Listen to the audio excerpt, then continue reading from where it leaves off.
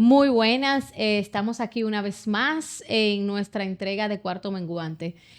Como ustedes saben, mi apostolado y mi misión en este proceso de formación es tratar de brindarles a ustedes contenido de valor. Y Cuarto Menguante se encarga como de ser esa herramienta consultora contigo misma para tú tomar esas decisiones en la vida en la cual nosotros necesitamos apoyo. Yo duro un tiempo quizás o me toma un espacio de tiempo grabar porque trato de buscar personas que realmente nos lleguen y que estén ocultas por ahí que nosotros podamos explotar. Y hoy tenemos a una persona que tuvo la oportunidad de conocer a raíz de mi llegada de Asia, y aquí tenemos a Sandino. Sandino es profesor, tiene una carrera que si yo me tomó como 3 días prepararme para poder tenerlo aquí enfrente y poder preguntarle 2 o 3 cositas de todo su vasto currículum. ¿Quién es Sandino? Cuéntame. Bueno, para mí un placer estar contigo aquí y compartir con toda tu audiencia en general, ¿verdad? O sea, Gracias. y Sandino es un individuo complejo, ¿verdad? O sea, que junta un poco la mentalidad de Oriente y Occidente en su vida diaria. Yo he ejercido como acupunturista los últimos 25 o 27 años aproximadamente, de manera independiente, con una consulta que me ha tocado tratar personas por generaciones, ¿verdad? O sea, los abuelos, los padres, los hijos, los nietos, ¿verdad? O sea, después de tanto tiempo, dentro de ese proceso y esa educación de medicina de Oriente, también he sido educado en artes monásticas, ¿verdad? O sea, yo tengo una ordenación como monje taoísta en 2 monasterios en la China, con una documentación oficial del gobierno chino como monje, es decir, ellos me reconocen, lo cual es, yo siempre digo que es mucho para un tipo que salió de una isla del Caribe, ¿verdad? O sea, pertenece a un linaje de 400 y de 600 años, ¿verdad? O sea, en donde... ¿Y de dónde nace, Sandino, esa necesidad tuya de búsqueda, de encontrarte con esa parte de que a nosotros quizás está como un tabú? Sí. O sea, que nosotros, cuando voy leyendo sobre tu currículum, veo que de hecho te puedes consagrar en varios monasterios, que también te puedes consagrar en diferentes formas, budismo, taoísmo, y tú tienes varias, es decir, yoga, taoísta, tántrico, budista, es decir, que cuéntame de eso. Bueno, al final yo pienso que se trata en un principio se trataba de una búsqueda de sentido. Yo empecé muy temprano, que es una cosa que yo siempre digo a las personas. Mis primeras inclinaciones fuertes hacia la yoga fueron a los 13 años, tú sabes, o sea. Aquí no existía esa No, creencia, nada de esa vaina en español. Éramos un grupo de locos en esa época, tú sabes, o sea, Exactamente. Era una clarísimo. vaina Sí, rarísima. éramos un grupo de locos y apenas unos cuantos vegetarianos también en esa época, ¿verdad? O sea, y de hecho traía ciertos problemas sociales, es decir, hubo personas que dejó de hablarme, hubo personas que Claro. pensaban que eso era satanismo, ¿verdad? O sea, por suerte yo contaba con un entorno familiar que era lo suficientemente tolerante y abierto como para darle cabida a esas cosas. De hecho, mi mamá me llevó a un centro yoga cuando yo tuve la necesidad, sin ser ella practicante de yoga. Ella se aseguró de buscar un lugar en donde Seguro en el cual su hijo se sí, formara. exactamente. Y eso fue una primera apertura para mí, ¿verdad? O sea, también yo pienso que las artes marciales, que siempre han sido una gran pasión para mí, las no competitivas, ¿verdad? O sea, Háblame de las artes. ¿Cuáles te gustan? ¿Cómo las ejerces? ¿Cómo haces? sí, mira, yo inicié a practicar artes marciales japonesas porque me interesaba el componente de la filosofía y la espiritualidad y menos el combate, ¿verdad? Aunque involucre en combate con el tiempo, ¿verdad? O sea, y practiqué en los 90, ¿verdad? Aikido en esa época, un poco de judo, un poco de karate, y de esas, en la actualidad, lo que conservo es la espada japonesa, el iaido. Yo tuve la suerte de ser educado por un individuo dominicano llamado Narciso Prensa, que es un experto en la espada japonesa, y sobre la base de él también ser educado por Katsunao Fukushima. Katsunao Fukushima es un japonés de familia samurái, de verdad, que mandó la embajada de Japón aquí como enviado durante 2 años, y yo tuve la oportunidad de entrenar Tú le con jalaste él. un pelito a ese No, hombre. yo era su hijo, ¿entiendes? O sea, donde quiera que él se movía, yo quería estar ahí. Y muchos de nosotros, bueno, muchos te estamos hablando para lo que es ese mundo, ¿verdad? O sea, estuvimos cerca de él, aprendiendo de él, de su mentalidad, de su filosofía, ¿verdad? O sea, y es curiosísimo, porque imagínate tú, es un individuo de un altísimo currículum, de un altísimo nivel, que estaba aquí en la isla, tú sabes, o sea, que es una cosa que... Que yo me quiero mudarlo a su casa, Sí, para yo saber lo que el tipo hace. Sí. Ahora mismo él está en Shizuoka, en Japón, es decir, él está allá y sigue entrenando y sigue enseñando, ¿verdad? Entonces, yo pienso que las artes marciales, con su filosofía y su mentalidad de cómo el cuerpo y la mente se conjuntan, cómo tú juntas un arma en un movimiento en donde el factor mente, cuerpo, emoción está unificado en una sola acción, fue lo que me fue llevando a todo ese entorno filosófico, ¿verdad? O sea, profundo. Te cuento, yo tuve la experiencia de, como inicié hablando, de vivir en Asia por un año. Y allá, me traté, de hecho, porque realmente era muy poco tiempo para poder desarrollarme en las artes marciales per se. Porque realmente nosotros fuimos desde el gobierno taiwanés a una misión a aprender chino mandarín. Entonces, ahí, bueno, pues dediqué algún tiempo a hacer el tai chi. Y cuando estoy dedicando en la época el tai chi, estábamos mi amiga y yo, y estamos trabajando y dice el Lao Shi, el profesor, nos obliga y nos dice, ¿por qué tú no mueves tanto las piernas? ¿Por qué tú no conectas la parte superior con la inferior? Y yo simplemente para mí no era algo normal que yo estaba realizando en ese momento. Después él desistió también de esa parte porque me decía, tú tienes demasiado corazón para realizar algunas actividades, tener que trabajar más. A mí me ofendió muchísimo en ese momento porque como que tú, yo tenía 26 años ahí y decirme a mí que yo tenía demasiado corazón y usaba mucho el corazón y no la mente para realizar las emociones de mi cuerpo. Claro. Y ya tú sabrás mejor qué me dijo ese hombre a mí. Tú sabes que yo conocí el Tai Chi cuando fui al Colegio Nacional de Acupunturistas en México. En parte de mi formación yo estuve allá y resulta que quien estaba allá, un mexicano, el Cipoca Alfonso Ricard, un personaje fantástico, era un maestro de Tai Chi del estilo Yang y yo me enamoré. Es decir, el Tai Chi es parte de mi práctica diaria, es de las cosas de las artes marciales chinas que yo conservo.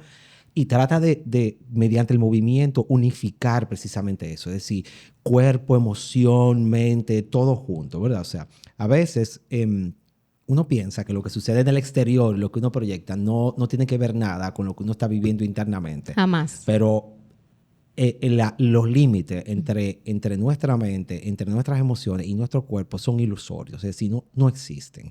Entonces, un buen maestro tiene el ojo de por observar tu movimiento, darte cuenta de cuáles son tus patrones emocionales y cuáles son tus patrones mentales y colocarte en la posición adecuada para que tú te enfrentes a ellos y los puedas trascender.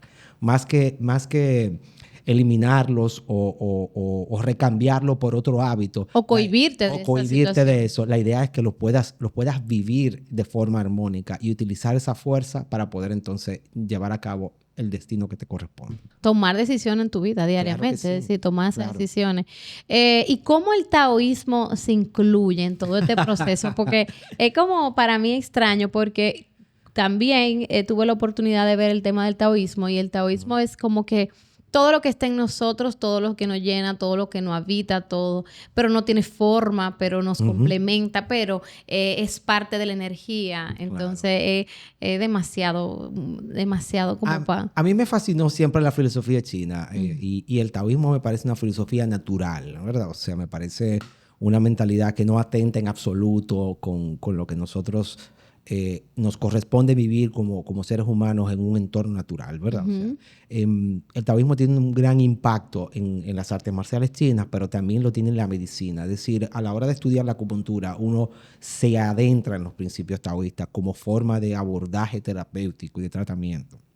Y entonces eso me fue a mí calando profundamente. Cuando estuve en México, conocí, como te decía, al doctor Alfonso Ricard, que fue quien me enseñó Tai Chi, un acupunturista de muy altísimo nivel, y él pertenecía a una escuela que se llamaba La Puerta del Dragón, que era una escuela taoísta, ¿verdad? O sea, y él fue como quien sembró esa semillita, ¿verdad? O sea, eso me llevó a los textos, me llevó a buscar, me llegó por medio del internet también a hacer contactos con personas en el exterior.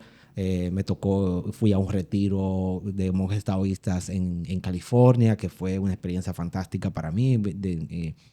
¿Qué viviste ahí? ¿Qué pasó? Bueno, para mí fue una apertura de ojos, ¿verdad? O sea, porque me di cuenta que el ideal que yo perseguía era algo que era alcanzable, que es lo primero. Que se podía lograr. Sí, claro. Porque muy a menudo, y una de las cosas que yo siempre trato de decirle a la gente que me rodea es que eso que tú ves allá afuera, ¿verdad? O sea, que que te parece tan lejano, probablemente esté más cerca de lo que tú crees. Es decir, para mí en otro momento de la vida hubiese sido impensable haber llegado a un monasterio en la China y entrar como si fuera mi casa, ¿verdad? O sea, pero es posible. Es posible aún viniendo de una pequeña isla del Caribe, tú sabes. Sí, yo cuando vivía allá decía una mocana que ha logrado ha abierto muchas puertas. Claro. Yo fui con esta oportunidad del gobierno taiwanés, pero yo me convertí en vegetariana en ese momento. Yo dije, si yo voy a vivir la experiencia, yo la voy a vivir como va. ¿Cómo va? De hecho, tengo una tía que me dice, tú te desconectaste de eso porque llegaste aquí como que la vida de algún momento pues te hace conectarte con la sociedad, con la forma en la cual tú vives. Quizá tú te mantienes por esa hambre y de hecho es tu forma de vida. Sí, pero sin embargo, bien aplatanada. O sea, porque... Sí, es lo que digo, como que uno en la sociedad como que, o uno mismo también se desconecta, pero yo te digo, yo andaba en bicicleta, yo disfrutaba del 14º país mejor en nacer, yo hice eso parte de mí. Tú sabes que una de las cosas que a mí me han dado todas estas experiencias es haber como definido de manera concisa lo que para mí representaba tener una vida que fuese espiritual, ¿entiendes? O sea, espiritual en el sentido espiritual. No doctrinario, ¿verdad? O sea, porque una de las cosas que más me gusta precisamente del taoísmo y de la línea del tantrismo a la que yo pertenezco, que es que no hay un cuerpo doctrinario definido. No se trata de tú cambiar una creencia por otra, se trata de complementar, lograr tener una experiencia de lo divino en lo cotidiano, una experiencia más allá de la doctrina que te permita a ti entonces tener una vida espiritual en el contexto en el que tú te encuentres, ¿verdad? Y esa vida que uno empieza a explorar de espiritualidad es cuando tú logras abordar situaciones más allá de las necesidades de supervivencia. ¿Entiendes? O sea, es que para ti es más difícil, y que con todo su respeto que se merece, vivir en este país, tener estas realidades, que tú irte a vivir en un monasterio. Es mucho más fácil vivir en un monasterio porque tú te levantas. En un monasterio es muy fácil. No hay problema. Yo siempre le decía a la abad del monasterio al que pertenezco, que es una mujer, porque en el taoísmo no hay esa separación entre hombres y mujeres. Es decir, ella es la monja más poderosa allá en toda la China, ¿verdad? O sea, y es la cabeza de muchos monasterios, ¿verdad? O sea, es un personaje muy interesante ella. Y yo me acuerdo que una vez yo le decía que en un sitio como ese, en ese enclave de montañas, en esos sitios, era muy fácil alcanzar la paz interior. Y lo decía pensando en la 27 con Churchill a las 5 de la tarde. No, y tú a mí me pide que por favor que tenga paz y que tenga esta armonía y que vive en esta sintonía con él. Y ahorita, bueno, pues publiqué algo que decía, la paz no solamente se cultiva, sino también que para mí suele ser adictiva, porque uno hace, a raíz de muchas cosas que sucedieron, a raíz del 2023 he decidido yo conectar otra vez con esa situación que me llenó de tanta plenitud en algún momento. Claro. De hecho, me veía en contra de mí misma porque no podía perder peso, las cosas no me salían de la forma en que yo quería, porque evidentemente estaba muy atada a la parte material, que como tú muy bien dices, si no estoy en sintonía o en armonía con esa espiritualidad, pues evidentemente va a ser mucho más difícil lograr cualquier cosa. Claro, porque al final la espiritualidad es, como te decía, es la vivencia de lo que nosotros tenemos en la vida cotidiana que se encuentra más allá de la necesidad de supervivencia. Es decir, desde que tú empiezas a pintar en tu casa y piensas que tú puedes sacar dinero, ya tú estás en modo supervivencia. Claro. ¿Entiendes? O sea, cuando no lo piensas de esa forma, entonces tú estás realizando una pintura por el hecho de realizar la pintura. Y eso te da la oportunidad de explorar una dimensión que es espiritual, le hace que está más allá de las necesidades inmediatas. Y entonces nosotros logramos... Que esa primera fase del triángulo que tenemos, que es como la pirámide de Maslow. La pirámide, exacto. Sí. Que el hambre, el sexo, es la primera parte. Sí. Ahí no hay que el ser humano que es necesaria, tú sabes. Claro. Es necesario satisfacer, porque eso es otra cosa, ¿verdad? O sea, la vida espiritual no implica una negación de la materia, ¿entiendes? O sea, una negación del mundo en el que tú te encuentras. Esos monasterios se mantienen con dinero, tú sabes, o sea. Y con comida, y viven. Comida, y las vestimentas y toda la cosa. Es decir, hay que hacerlo, no es tan simple, tú sabes. No, o sea, hay que producir de alguna claro. manera. Pero vuelvo y te digo, la espiritualidad nuestra no está supeditada a esos ambientes, tú sabes. O sea, es accesible a la vida que tenemos. Lo que nosotros tenemos es que hacer conciencia, porque esa búsqueda de satisfacción de las necesidades primarias y básicas y de las necesidades inducidas socialmente nos han desconectado de nuestra forma de vivir. De nuestra forma y de nuestra realidad. Entonces, claro, la única manera en la que nosotros podemos volver a ser realmente humanos es conectando con esa espiritualidad, porque al final el mundo animal está programado para satisfacer esas necesidades. Los animales están en su entorno, lo que comen, dónde están, con quién se relacionan, cómo se cuidan, ¿verdad? Está todo relacionado a la satisfacción de esas necesidades de vida. Claro. Y si nosotros no tenemos una dimensión espiritual, nosotros no somos diferentes entonces a ese mundo animal, tú sabes. Totalmente. Recobrar la dimensión humana implica conectarnos con una espiritualidad, con una vivencia más allá de las necesidades cotidianas. Y tú muy bien dices que conectarte con esa divinidad es practicarlo todos los días, Claro. utilizar métodos como algunas artes marciales y también, de hecho, la conexión con la alimentación. Claro, y la conexión con la naturaleza, y alguna práctica de tipo meditativa, da igual. Y yo siempre le digo a la gente, y conectar con el cuerpo, ¿entiendes? O sea, porque... Escucharlo más. Claro, y bailar, y moverse, y estirarse, y exponerse, y usar los sentidos, tú sabes, porque esta es la forma en la que nosotros estamos el vehículo, para vivir. Claro. El vehículo en el cual tenemos que transitar este camino. Cualquier espiritualidad o cualquier tendencia que busque un ideal superior en el cual el cuerpo sea rechazado es un problema, es una fragmentación, es una lucha, porque al final nosotros somos este cuerpo, este espíritu, esta mente, estas emociones, todos en una, tú sabes, o sea. Y porque es un tema muy en boga, y vuelvo y te digo, la alimentación. La alimentación no solamente es lo que nosotros nos nutrimos, sino también lo que tenemos alrededor, la 27 con Churchill, ese tipo de cosas en la cual tú también te conectas con esa realidad que es una alimentación negativa para ti. Hay, en la medicina china se dice que nosotros tenemos 3 tipos de alimentación. Una alimentación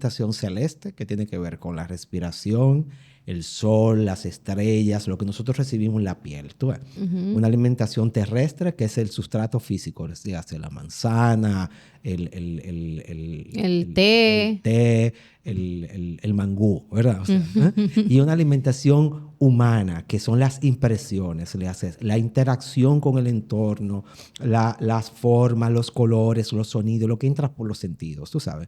Le hace que a veces nosotros tenemos una alimentación terrestre fantástica, súper natural, súper orgánica, súper bien, pero somos deficientes en las otras alimentaciones. Entonces, estás desnutrido, tú sabes, o sea. Ya, te está carente de alguna manera. Claro, tú sabes, o sea, y toda esa alimentación en el sentido global de la palabra va a repercutir en la forma en la que uno percibe y vive su mundo. Porque al final, yo siempre comento que si tú te tomas una cerveza, de repente eso va a cambiar tu estado emocional. Le hace que una cosa que tú ingieres o algo físico va a tener un cambio en tus emociones. Si tú te tomas una valeriana en la dosis adecuada, de repente ya tú no tienes las ansiedades. Es decir, si tú tienes algo que físicamente entra a tu cuerpo y se transforma de manera de que pueda tener un impacto en tu proceso de pensamiento y en tus emociones. Lo mismo una manzana, lo mismo un pedazo de bistec. Claro. Es decir, le hace que todo lo que nosotros incorporamos en nuestro sistema va a impactar en nuestra forma de pensar y de sentir el mundo. Le hace que va a transformar nuestra vida. Por eso leía también el tema de la acupuntura, pues habla de los 2 sistemas, el sistema de defensa y también el sistema de hormonas.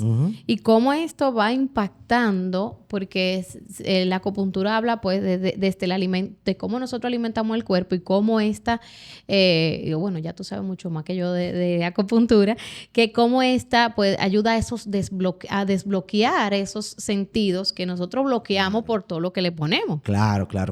Lo que nosotros vivimos en nuestra vida va a depender mucho de las decisiones que tomamos en ese sentido. Es decir, cómo yo me alimento físicamente, cómo yo me alimento de mis emociones con el entorno en el que me encuentro, ¿verdad? O sea, cómo yo me alimento de la naturaleza al estar expuesto, ¿verdad? Si la alimentación no es adecuada, entonces esa fuerza vital que proviene de todo eso, entonces no tiene un flujo adecuado en nosotros. La acupuntura lo que busca es que el individuo pueda entonces recobrar la salud a partir de lograr que ese flujo vital sea el adecuado, ¿verdad? O sea, y de esa manera nosotros poder resintonizar con lo que nos rodea, ¿verdad? O sea, Y por ejemplo, si yo trato de hacer acupuntura pero no sigo los parámetros exigidos, no voy a lograr ningún resultado. Los resultados van a ser más lentos, ¿entiendes? O sea, porque al final, como te decía, lo que pasa en el cuerpo influye en la mente y lo que pasa en la mente influye en el cuerpo. Entonces, por eso a mí me gusta mucho la tendencia que hay de todo ese trabajo físico que también es mental, ¿verdad? O sea, la gente que hace yoga, la gente que hace ese tipo de tai chi, que ha cambiado la mentalidad de cómo ir a los gimnasios también, ¿verdad? Porque tú puedes influir desde afuera hacia adentro y también desde adentro hacia afuera. Y así debería ser. Las escuelas de Oriente toda la vida han sido así, ¿entiendes? O sea, si en un monasterio se practica tai chi, qigong, mientras se hace meditación, se hace algo afuera para impactar adentro y algo adentro para impactar afuera, para buscar un punto de unión, ¿verdad? Entonces, ¿qué sucede? Que yo puedo tratar con la acupuntura de hacer el trabajo exterior para impactar adentro, pero si no sucede algo de adentro hacia afuera, tú no estás haciendo nada. El trabajo es más lento, ¿verdad? O sea, porque entonces yo estoy tratando de recondicionar al paciente, ¿verdad? O sea, a que tenga un cambio. Por suerte, el impacto que tiene lo que uno va haciendo hace que ellos vayan tomando conciencia y de repente se alimentan mejor o quieren... Tú sientes que hay algo, hay un cambio. El cambio que tú percibes originalmente, ¿verdad? O sea, con los primeros tratamientos, de repente hacen que el paciente empiece a cuestionar su forma de vida.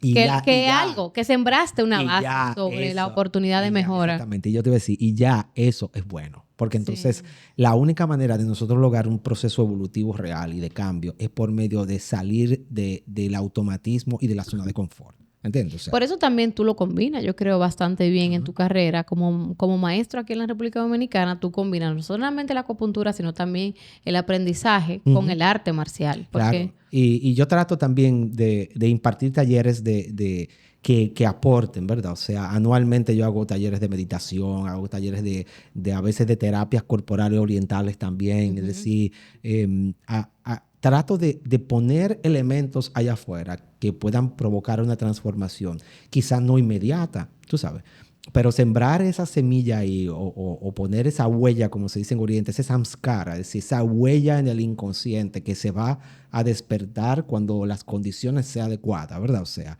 es importante porque al final, quizás dentro de 10 años, 15 años, ya yo no esté aquí o esté haciendo otra cosa, ¿verdad? O sea, pero ese paciente o esa persona, de repente algo le despierta esa inquietud y ahí comienza esa transformación y ha valido la pena. Yo siento que sí, que a mí me cambió la vida y de hecho por eso te conocí, porque sí tuve un impacto en esa toma de conciencia de mi cuerpo y con mi relación, y aunque quizá en algún momento pues me desconecté, siempre vuelvo a la base, siempre vuelvo a qué me hizo sentir, qué me conectó con el principio, qué me llevó a esa forma en la cual yo era tan vívida, tan sencilla, tan real, porque realmente la sociedad aquí no nos cohíbe quizá y nos exige una serie de parámetros que no son lo que realmente estamos hechos o necesitamos emocionalmente llenar. O sea que tú como persona, de hecho hasta tu vestuario hace un cambio de mentalidad y crea un precedente de quién es este loco, como tú me estabas contando el otro día. Claro. De que en la embajada tuviste que esperar un tiempo para que te aceptaran y yo dije, déjame hablar con una gente que realmente tenga conciencia porque quizá nosotros no tenemos la cultura tampoco de ese tipo de... Claro, yo entiendo, tú sabes que nacer en una cultura y permanecer en ella es una gran limitación, ¿ok? Porque la cultura no es más que una descripción lingüística de una realidad. Es decir, tú naces en un entorno que te dice, mira, así es que se vive, estas son las reglas sociales, así es que se come un sancocho, esto es lo que nosotros hacemos. Tú sabes, Esta es la ropa que tú tienes que poner. esta es la temporada de pelota. Esto es lo que tú tienes que hablar. Esto, ¿verdad? O sea, esta es la forma en la que tú tienes que hablar. Pero cuando tú eres capaz entonces de exponerte a otra descripción del mundo, a otra cultura, a otras ideas, de repente cuando tú vuelves a tu cultura original, tú desencajas un poco. ¿Okay? Totalmente. A ti te toma 6 meses, 8 meses y de verdad un poco que es una palabra suave, tú sabes, para decir que no desencaja muchísimo. Sin embargo, el hecho de que tú tengas la valentía de asumir ese proceso y de llevar una vida por encima de ese desajuste, ¿verdad? O sea, va haciendo que socialmente tú puedas también ganar un espacio y proporcionar una descripción diferente para individuos que también la necesitan. Sí, claro, totalmente. Tú vas rompiendo los parámetros.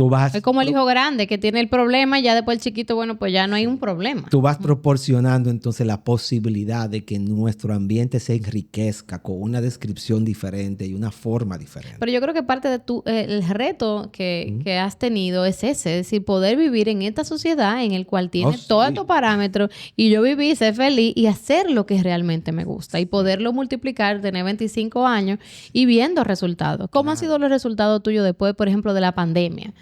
¿Cuáles son los mayores casos? Es decir, he tenido mayores casos de depresión, de problemas de estómago, ¿de qué he tenido? O sea, mira, yo pienso que yo lo vi clarísimo. Yo dije, mira, los niveles de ansiedad y de depresión se van a disparar, ¿entiendes? O sea, porque al final piensa que muchos individuos tienen situaciones internas no digeridas, no resueltas, tú sabes, o sea, que probablemente estaban encubiertas porque las necesidades de supervivencia no te permitían enfrentarlas. Es decir, tenía que salir a trabajar, tenía que bregar con los muchachos, tenía que ir al colegio, tenía que buscar la manera de subsistir, ¿verdad? O sea, y de repente tuvimos un encierro en donde el individuo está en incapacidad de poder satisfacer esas necesidades de manera inmediata y se encuentra con que todo eso que estaba ahí involuntariamente empieza a surgir.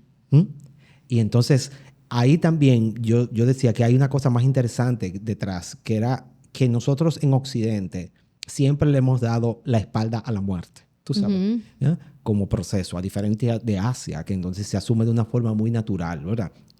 Y el proceso del coronavirus y el encierro nos puso de frente a una posibilidad de la muerte. Es decir, nos enfrentó a un miedo primordial. Y frente a ese miedo, frente a la carencia, frente a todo, lo que ha salido... pusieron al ser humano en su, vamos a decir, en su mayor contacto y su peor miedo. O sea, el peor momento que el ser humano pudo haber tenido. Claro, y entonces... que hemos vivido nosotros. Que hemos vivido nosotros. Y claro, lo que hemos logrado es precisamente eso, es de repente volcar hacia afuera una serie de pulsiones internas, tú sabes, o sea, que han repercutido en niveles de ansiedad muy grandes, que veo mucho, tú sabes, niveles de depresión grande también, ¿verdad? O sea, en una serie de patrones conductuales que inclusive muy a menudo no son tan saludables, tú sabes, o sea, hay individuos que se han volcado hacia el otro lado, le hace, yo voy a hacer todo lo que yo quiera porque al final me puedo morir en cualquier momento. Claro. O sea, y ¿qué parte de lo que estamos viendo en la sociedad? Sí, como de que bueno, ya esto se demostró que nos podemos morir en cualquier momento, entonces yo voy a hacer lo que yo quiera por encima de cualquier cosa. Yo voy a hacer mi OnlyFans y me da igual lo que yo vaya a hacer con mi cuerpo, ese cuerpo es mío, este es un pedazo de carne y esto es de esto que yo voy a vivir. Entonces, de repente, tú sabes, te encuentras con que el individuo no... El sentido de la existencia se pierde, ¿verdad? Y frente a esa pérdida, entonces existe una búsqueda de una gratificación instantánea por encima de cualquier cosa. Y es un grave problema. Sí, porque volvemos de nuevo a la primera parte de la pirámide en el cual yo solamente actúo por instinto. Claro. No por la emoción, no por lo que estoy sintiendo, no por esa conexión divina a la cual debiéramos de preguntarle. Claro. Y en ese sentido, pues, estamos pasando por un proceso muy difícil. La cantidad de muchachos jóvenes que yo veo más que nunca en mi consulta, tú sabes, o sea, pasando por situaciones emocionales importantes, tú sabes, o sea, y es preocupante. Depresión es una de las más altas. Sí, muy alta, muy alta. Depresión y ansiedad. Y ansiedad. O sea, El tema de la obesidad, divorcio. sí, claro, los niveles, porque es que tú sabes que al final en todo esto, de repente nosotros tuvimos que relacionarnos de manera directa con individuos que estábamos viviendo, que probablemente no nos relacionábamos de ninguna manera. Claro. ¿Verdad? Y ver ciertas Nos veíamos media hora, era. Sí, y ver ciertas realidades a la cara, tú sabes. Entonces, la incidencia de divorcios es enorme. O la incidencia también que yo veo de dificultades de relación que eventualmente van a terminar en separación o divorcio, tú sabes. O sea. Y, por ejemplo, te voy a preguntar una pregunta un poco angosta. ¿Cómo tú te vacunaste? ¿Cómo fue ese proceso? Te digo angosta porque ha sido difícil. Es decir, yo, en mi corta experiencia, te digo, no soy médico, pero pienso que sí, que tuvo un impacto de una carga viral para el cuerpo humano que yo siento que nosotros no estábamos capacitados para eso. Sí. Evidentemente, claro, nos provocó la muerte en algunos casos, en otros que tuvimos que vivir la experiencia, por ejemplo, del coronavirus y de la vacuna, pues yo siento que detonó algunas emociones y, evidentemente, unas enfermedades que nosotros no estábamos muy capacitados para ver. Mire, yo te puedo decir una cosa. Yo veo... a mí me tocó la experiencia de ver morir a muchos pacientes. Personas que estuvieron conmigo mucho tiempo, ¿verdad? O sea, que evidentemente algunos tenían condiciones mórbidas previas, ¿verdad? O sea, sabíamos que estaban más vulnerables, ¿verdad? O sea, y me tocó ver también individuos que no tenían ninguna condición, que producto del corona de la primera ola, ¿verdad? Que era la más agresiva, pues perdieron la vida, ¿verdad? Y pienso que junto a eso, entonces teníamos el problema de la vacuna, ¿verdad? O sea, como una cosa que no tenía como el aval y la precisión y no sabíamos qué iba a suceder, ¿verdad? O sea, ahora están saliendo muchísimos estudios que realmente nos dan la razón, tú sabes, o sea, de que realmente nos estábamos enfrentando a una situación desconocida, ¿verdad? O sea, y en este momento yo veo muchas de las secuelas, tanto de coronavirus como de vacunación, ¿verdad? O sea, ¿Pulmones? Sí, pulmones, neurológicas, cardiológicas, ¿verdad? O sea, yo tengo cercanos que nunca fueron cardiópatas, nunca tuvieron problemas cardíacos y los tienen después de vacunación, ¿verdad? O sea, personas que nunca tuvieron situaciones respiratorias y después del corona, a pesar de estar vacunados, las tienen, ¿verdad? O sea, y neurológicas también. Yo tengo un amigo neurólogo cercano que me dice que actualmente hay una serie de cosas que realmente no tienen nombre, ¿verdad? O sea, como que una serie de síntomas y una serie de situaciones a propósito de todo esto que no son clasificables en ninguna enfermedad en particular. Y él dice que sabremos bien lo que son en 10 años, ¿verdad? O sea, son totalmente extrañas, te digo. Claro. Tengo el caso de dos amigas cercanas que una pues ya falleció y la otra tengo un proceso que te puedo decir y te puedo contar que pienso que son situaciones totalmente extrañas, personas jóvenes, personas que saludables en su momento, que de la nada. Y ahora tenemos una serie de estudios interesantes con lo que llaman el long COVID, ¿verdad? O sea, el COVID largo, ¿eh? Que es personas que tienen situaciones relacionadas al COVID, parecidas al COVID, 6, 8, 10, 12 meses después de haber padecido COVID. Tú sabes. ¿Hubo algún enfrentamiento en la religión con la vacuna o simplemente, bueno, veníamos de China, el problema va de China y todos teníamos que vacunarnos? Sí, no. ¿Tú sabes que hubo una religión ahí que no quiso vacunarse? No pienso, tú sabes, o sea, porque al final yo pienso que esto nos sorprendió a todos. El mundo se detuvo en 2 semanas. Sí. O sea, una cosa brutal. Es decir, en 2 semanas todo el mundo entero estaba trancado en su casa. Impensable. No hubo permiso de nada, de preguntarse qué pasó, dónde vamos, nada. Impensable. Es decir, los animales retomaron las calles. Tú sabes, o sea, yo no voy a olvidar nunca que yo fui a un banco en una plaza que está ahí en la Máximo Gómez, frente al Nacional de la Máximo Gómez. Y la calle estaba repleta de palomas. O sea, repleta. Y yo le pregunté al señor, al guachimán que estaba allá afuera, le digo, mire, ¿se volcó algo o hay comida? Y él me dijo, don, mire, desde que cerramos, esas palomas llegaron para acá. Ay. Él mismo entendía lo que estaba pasando. Nada. Esas imágenes en Europa de los alces caminando por las calles. No. O sea, la naturaleza volvió a su realidad. A su realidad, porque todos estábamos encerrados. Y pienso que eso es una muestra de qué tan de sorpresa nos tomó a todos, tú sabes, a la religión, a las instituciones, a todo, ¿verdad? Como que de repente... No, vamos a decir que sí a lo que están haciendo, punto. De repente... Vamos a seguir la máquina. Exactamente. O sea, no hubo tiempo de tener posturas. Es decir, fue un truco de magia. Es sorprendente. O sea, muy fuerte para nosotros. Sí, muy fuerte. Que la maquinaria se detuviera en ese tiempo completa.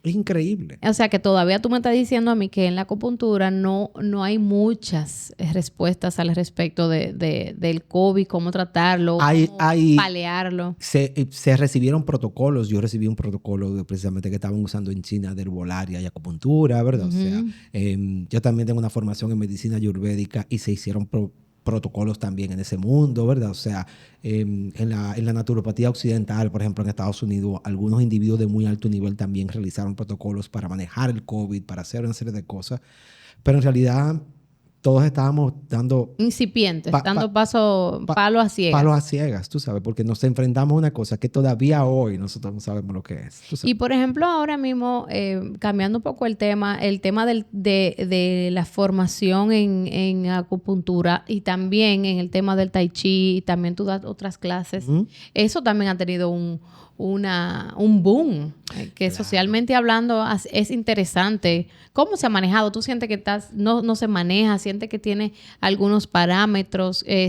¿Sentimos o tú dices, bueno, vamos primero a dejar que fluya y luego se toman sí, mira, reglas? Yo pienso que me parece fantástico el gran acceso que hay a estas cosas, porque son una propuesta de una forma de vida diferente. Es la única cosa que yo te puedo decir que hemos sacado buena del proceso del COVID. Es decir, nos hemos cuestionado la forma de vida, ¿verdad?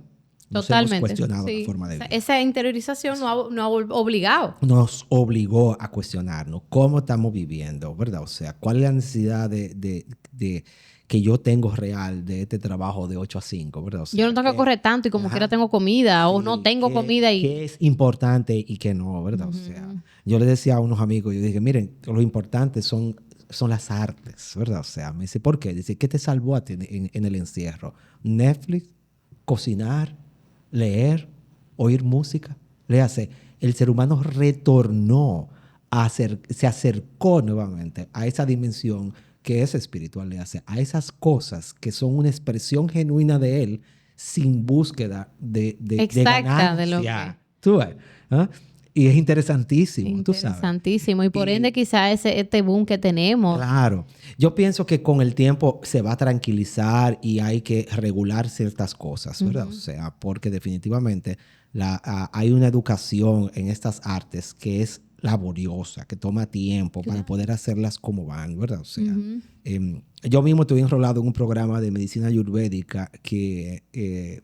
me ofrecieron una beca en ese proceso, en el 2020 justamente, ¿verdad? O sea, y la formación con profesores de la India, con profesores de Estados Unidos, ¿verdad? O sea, por las plataformas de Zoom que nos ha dado la que también la descubrimos ahí. La descubrimos ahí, ¿verdad? Potencializó. O sea, es una formación para individuos que tienen un background como yo, ¿verdad? O sea, pero la formación son 3 años y medio, tú sabes, o sea, no es de que 6 meses yo soy yogi, no. No, ¿entiendes? Yo soy ayurvédico, sí, esto toma tiempo. Toma tiempo, tú sabes, porque requiere una mentalidad, una filosofía, una idea profunda, ¿verdad? O sea, y sobre todo, gran parte de ese proceso terapéutico, ¿verdad? O sea, de esas terapias, entre comillas, alternativas. A mí no me gusta mucho la palabra alternativa porque yo pienso que lo natural no debería ser lo alternativo. Lo alternativo es el químico. Lo natural debería ser la primera fuente, tú sabes. Totalmente. Pero independientemente de eso, yo pienso que gran parte de todo eso requiere la incorporación de ciertos principios de vida. que es lo interesante. Es decir, todas esas tendencias y esa medicina lo que buscan es transformar al individuo y al terapeuta primero. No se trata de aprender una herramienta externa, ¿verdad? Se trata de multiplicar lo que yo realmente sé y fomento en mi vida. Exacto. No es algo que yo... Exacto. Ahorita tú hablabas de doctrinal. Cuando Exacto. hablo de la doctrina es porque existe algo que aún está en libro, que sí realmente me gusta, me place, pero no en el cual yo fomento y practico, que es totalmente diferente. Exacto. ¿Y cómo tú dices, por ejemplo, esa ayurvédica, cómo es esa alimentación, cómo se puede practicar aquí en la República Dominicana? Es decir, yo siento que estamos incipientes, nosotros no sabemos nada. Te puedo decir que tengo mi amiga que fue conmigo hacia y me cuenta que sí tuvo alguna sanación, pero es algo que la medicina aquí se entiende de que es medicina que me va a sanar el problema, no es la parte vamos a decir, natural, sistemático. Y ese cambio tan importante que nosotros tenemos que hacer, solamente, bueno, dejando el azúcar, sino también tomando esa conexión con la naturaleza. Hay muchas de esas escuelas de Oriente tienen como principio básico el estilo de vida, que es lo que me gusta. Es decir, el Ayurveda es una forma de vida que involucra una parte terapéutica, pero sobre todo una forma de vida. Le hace una alimentación adecuada, unos ritmos de vida adecuados, es decir, con un sueño que sea reparador, con una alternancia entre trabajo y descanso que sea saludable, con una serie de formas de cuándo tú te alimentas, cómo te alimentas, es decir, algo que te vaya sanando tanto física como internamente, tú sabes, o sea. ¿Por dónde comenzamos, Sandino? O sea, yo no conozco nada, imagínate que soy incipiente y tengo alguna hambre de formación. ¿Cómo comienzo? Es decir, ¿qué hago? Porque soy joven, me gusta mucho el teléfono, pero quiero ver algo más del taoísmo, de la acupuntura. ¿Por dónde comienzo? Wow, es una pregunta difícil. Es la pregunta más difícil que has hecho en el día de hoy, ¿sabes? Pues mira, yo pienso que va a depender mucho de la naturaleza de cada quien, ¿verdad? Yo pienso que la espiritualidad de nuestro tiempo es una espiritualidad no doctrinaria y abierta, ¿verdad? O sea, que involucra precisamente todas las fases del ser humano. O sea, yo pienso que uno de los primeros lugares donde nosotros debemos de comenzar es en reconectar cuerpo y mente, ¿ok? Es decir, es una alimentación que vaya de acuerdo a tus necesidades, porque no existen procesos alimenticios perfectos para todos, estándares, tú sabes. Es decir, lo que te sirve a ti no me funciona a mí. Claro, no es lo mismo una alimentación para un individuo que trabaja en una computadora de 8 a 5 que para un individuo que pica zanjas allá afuera. Claro, o sea, totalmente diferente. Es decir, tienen requerimientos diferentes y lo importante es descubrir cuáles son. Siempre lo más natural mejor, le hace. Yo siempre digo, y es algo un poco controversial, pero es la realidad. En nuestro planeta, aquí, la vida se alimenta de la vida. Es decir, el alimento que tú te comes está vivo. Es decir, aunque tú seas vegetariano, esa lechuga está viva. Claro. La vida se alimenta de la vida. Entonces, mientras tus fuentes alimenticias vengan de cosas que han sido vivas, las cosas van a estar bien. Le hace nada químico, nada procesado, nada que venga de un laboratorio. Eso no está vivo. Y como la vida se alimenta de la vida, la única manera de tomar los nutrientes que tú necesitas es si logras tener esa alimentación. Si es químico, si es procesado, ¿verdad? O sea, si está colorizado, si está saborizado, entonces eso no está vivo. No está bien. Ajá. Y no está vivo. Y al no estar vivo no te puede nutrir como debería. ¿Ok? Entonces, es lo primero que yo siempre digo. Y como lo hablábamos ahorita, la calidad del alimento va a determinar la calidad de tus pensamientos y de tus emociones. Y después, si me tengo algún tema, porque de nuevo, la medicina apalea cosas, sí. ¿Cómo me ayudo con la acupuntura? Bueno, la acupuntura es un mecanismo biorregulador, tú sabes, o sea, que no busca ser la panacea, no busca ser la gran sanación de todo, que eso, ¿verdad? O sea, es algo que yo siempre también... Gracias por esa información, realmente importante. Sí, yo siempre se lo digo a la gente, yo conozco mis límites, ¿verdad? Hay cosas que son que son clínicas, si es quirúrgico, si es de cirugía, si hay cosas que realmente se escapan de la mano, porque no existe ningún sistema médico que lo pueda sanar todo, que sea perfecto, ¿entiendes? O sea, ¿no? Entonces, ¿qué hace la acupuntura? La acupuntura estimula los mecanismos naturales de sanación que tiene nuestro organismo. Nosotros somos la única especie que tiene doctores, ¿entiendes? O sea, porque somos los únicos que estamos tan fuera de contacto con nosotros mismos que no sabemos qué hacer para sanarnos cuando nos enfermamos. Es decir, que cada órgano tenemos que tener un especialista para eso. el perro en tu casa sabe qué hacer, ¿entiendes? O sea, se pone a dieta, se va a descanso, ¿verdad? O sea, y si está en un ambiente natural, sabe qué hierba comer y qué cosa hacer, por instinto.